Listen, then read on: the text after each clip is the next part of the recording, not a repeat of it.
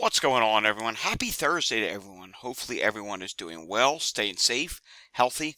If you had to take a COVID test, hopefully you have tested negative. If you did test positive, I hope you have a full and speedy recovery with no long COVID issues. It is time for the Thursday edition of the Pandemic Update for Thursday, October 19th, 2023.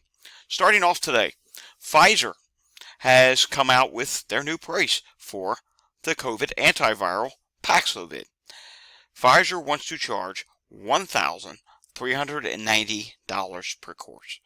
That is just totally ridiculous. That is really expensive. So if you get a COVID case and your insurance does not cover you to get Paxlovid, it is $1,390. Most people cannot afford that. Healthcare in this country, it's just ridiculous. It is far too expensive. No one should have to pay that much money out of pocket for something when insurance does not cover it. Moving on now to this. Remember Stephen Colbert canceled one of his shows? Well, he did one remotely because he tested positive for COVID. Now he's canceling a week of shows. I don't know why he never just did this in the first place, but he went on with the show on Monday, I assume, and now they're just canceling the whole week of shows while he recovers from COVID. Next, let's take a look here at Ohio's number.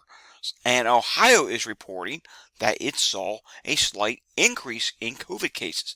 Remember, we suspected this could happen, so I gotta admit, I was kind of right on my suspicion that Ohio may be a legitimate rise. Remember, Walgreens was going up, and then we were watching some wastewater sites go up, and we're thinking, yeah, maybe this is legitimate. Well, sure enough, the weekly Ohio report is in, and it says, last week there were 4,997 cases reported, which has now risen this week to 5,506 cases reported. So that is an increase in the total number of cases. They also had 221 new hospitalizations. Additionally, this is not good, there have been 53 new deaths reported, bringing the total number of COVID-19 related deaths in Ohio to 42,713. And meanwhile, everyone continues to think, oh, COVID's over with. You had another 53 deaths in the last week just because of COVID in Ohio. And we know that in every state, it can potentially be an undercount. Let's take a look at the air qualities across the country. Taking a look at air qualities, we can see here, we do have some moderately poor air qualities in the Great Lakes region, across the Tennessee Valley. And then we have some really bad air qualities on the West Coast, which is being caused by wildfires out there. So please take note, if you're an asthma sufferer, you do want to be extra careful with the air quality. Speaking of asthma, I have to give an update about myself. Yesterday, I had my pulmonary function results, follow-up review. And they're saying, no, it's definite that I am moderate asthma. There was no improvement in my breathing, unfortunately. And they are going to start me on some sort of a injection treatment. It's not going to start right away. We have to get that figured out with insurance and all that business. I also need to get another CAT scan. So, yes, there has been no change in my breathing. It's still problematic. I was hoping it would have been better. I thought it was going to be better, but it wasn't. And unfortunately, it's actually a little worse because they say my breathing's a little bit more obstructed. And you may notice it when I'm speaking sometimes.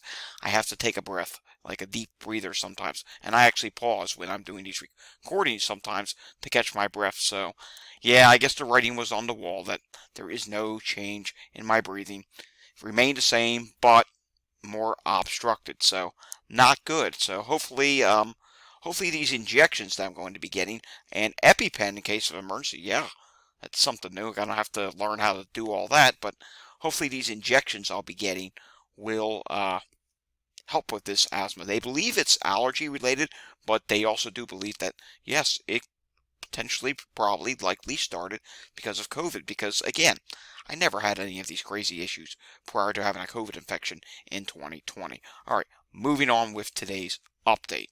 Taking a look at heat-related illnesses, pretty soon we'll probably remove this from the daily update because it's starting to become less and less. Taking a look at Walgreens, the national positivity this week is 26.2%. The prior week is 26.4%. 4%, difference of down 0.3%. And since we mentioned Ohio, let's show Ohio again, which is 33.1%, prior week 23.5%, difference of up 9.6%. Total test is 284, the prior week is 285, so testing in Ohio was down by 1, but we know it's a legit rise because Ohio cases came in higher this week. Let's take a look at a few of those wastewater scan websites. We're going to start off on the West Coast today. Let's just randomly do one. Let's go to Gilroy, California. Can't say we've ever done this site. I mean, California is really good with wastewater. There's a lot of sites there. But let's see what the levels are doing right now. Gilroy, California, this is 110,338 people serviced. This is dropping at this time, so that's good. But on the most recent update, there was a slight uptick again. Taking a look at influenza, that went up, then it dropped. RSV is low at this time. HMPV is low at this time. And look at this. Back in, when was this, July 28th, they had a detection of monkeypox. Norovirus was dropping. Now it's starting to rise again, so that's something we will have to keep an eye on. And we've been seeing norovirus rising in places throughout the country. Doesn't surprise me, nor do COVID outbreaks, because I delivered to a nursing home this morning, and yeah, I didn't see anyone masking. And then I saw an office worker in there coughing their head off. Totally unacceptable and unbelievable. Let's go to the east now. Let's take a look at Wilson, North Carolina. I'm seeing medium for COVID and medium for norovirus. So let's see what that's all about. All right, this site looks like it's relatively new. It rose when it started, and now it's been dropping for COVID. Influenza is low, RSV is low, HMPV is low, no Mpox, and medium norovirus at this time. Moving on now, we will do one more site. How about we come up to a northeast state, shall we, and see what's going on in the northeast, right as the site tries to crash on me. Here we go. We got it back. Let's go up to, how about South Jersey? We haven't looked in South Jersey. How about Cumberland County Utilities? This would be Bridgeton, New Jersey. Let's see what's going on there. Very choppy waters with COVID. Up, down, up, down, up, down. Most recently, down a little bit. It's low levels at this time, so that's good. Influenza is low. RSV is low. HMPV is low. Mpox, ooh, no Mpox at this time, so that's good. But here's what is bad, and this is why I went, ooh. Norovirus, though, coming up low. Looks like there as well. It is starting to rise again. So we'll have to keep an eye on that. And you know what? Let's continue. One more. How about we come up here to take a look at the big one? Boston, Massachusetts. Uh-oh. I'm seeing some high here. High COVID levels, though dropping right now. Influenza is low, and wow, RSV, I almost want to say RSV is exploding since December 22nd. Just a rapid rise in RSV. HMPV is low. No Mpox detected, that's good. And wow, at this site, Boston, this is a huge site. We're actually seeing norovirus drop. And when I say huge site, 2.4 million people. Moving on, taking a look at the latest COVID variants. EG.5 is 23.6%, HV.1 is 19.5%, FL151 is at 13.5%, XBB116.6 is at 10.3%. I'm seeing some conclusions out there about HV.1 saying, oh, it's similar to XBB. I honestly don't know how true that is, because though some people are claiming, and these are virologists, scientists, you know, that post on Twitter, there seems to be a new phenomena that's going on in the last couple of months. Coughing is becoming a bigger deal with COVID again. Everyone I know who has had COVID recently, including my dad, really has the coughing issue. He also has the nasal issue. And he still, to this day, from time to time, his voice sounds nasal. Now, he's out of town again right now. I know, don't ask. But when I talk to him on the phone, he still does sound nasal.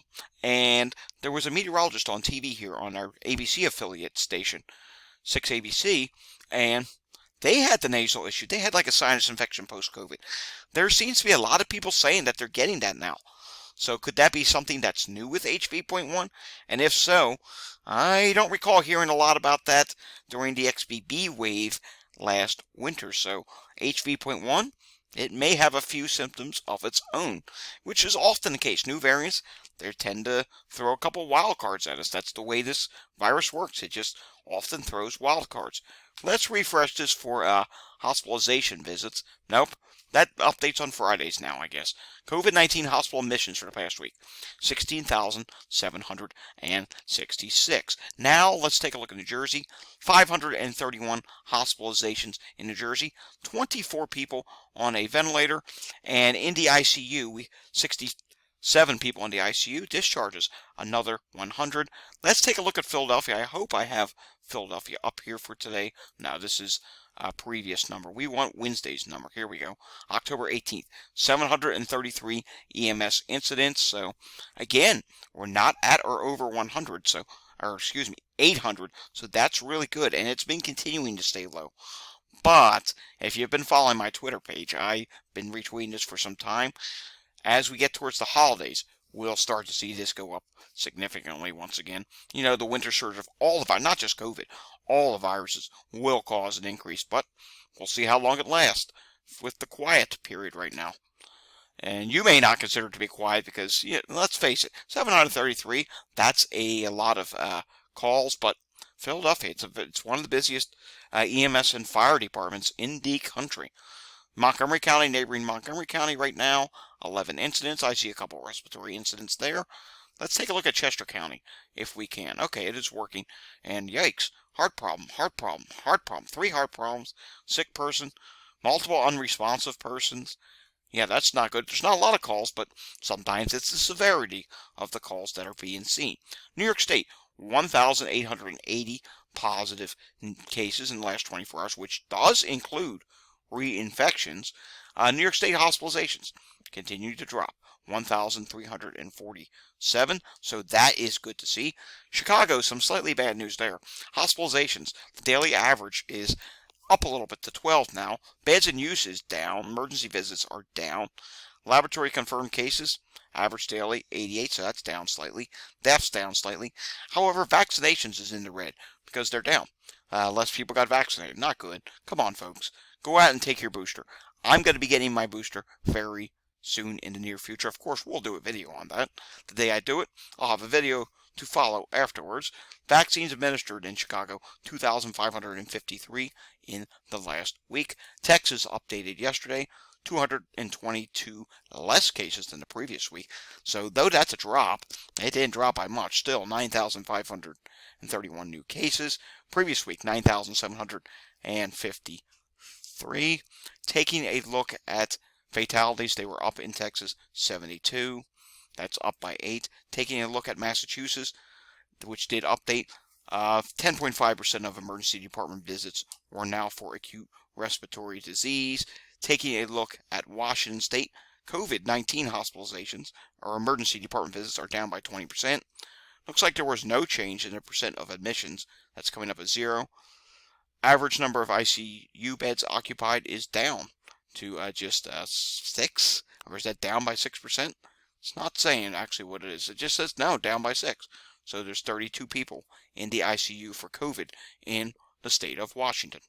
Now moving on, let's take a look at the state of Colorado. And unfortunately, Colorado also is seeing an increase at this time. 209 people now in the hospital versus 192. So that is not something we like to see. Let's do a brief look at the international numbers. Russia, cases are up 4%, deaths are up 72%, 43 versus 25. Canada, cases are up 14%, deaths are up 23%. Brazil, cases down 63%, deaths down 34%. And then we come down here to New Zealand, 25% decrease in cases, 36% decrease in deaths. New Zealand, we're watching what's going on there because though they're into spring now, New Zealand at the beginning of the pandemic really was a country that did very well, and then they just said, you know what, let everything go back to normal, and we saw what happened. Suddenly, COVID became an issue in New Zealand. Bulgaria, cases up 7%, and deaths are down 16%. Poland, what is going on here? 36% increase now in cases in Poland. 2,080 versus 1,533. 6 deaths versus 2. That works out to a 200% increase. Chile, 27% increase in cases. No deaths reported. Switzerland, 21% increase in cases, no deaths reported. Australia, this is good news. They're coming out of winter, they're coming into spring and eventually summer. 67% decrease in cases, 74% decrease in deaths. And finally today, we will end on Hong Kong, where cases are up 1%, 50% decrease in deaths, 10 versus 20. Alrighty, folks, that does it for today's pandemic update. We will potentially have another pandemic update, I think, again tomorrow. Stay tuned to my Twitter. I'll let you know if that actually happens or not. And if you like this video, give it a thumbs up. If you want to see more content like this, subscribe to my channel down below. If you know anyone that needs to see this data, maybe it's someone that thinks, oh, I thought COVID was over. I didn't know it's still an issue. Send them our way. I would love to see them watch the video and get educated on the fact that, hey, the pandemic's not over, and hey, the pandemic can cause issues that may last several months, several years down the line. In my case, since 2020, I've had issues, so there you go. Alright, see you all again next time. Until I see you again next time, stay safe, everyone, and have a fantastic Thursday evening.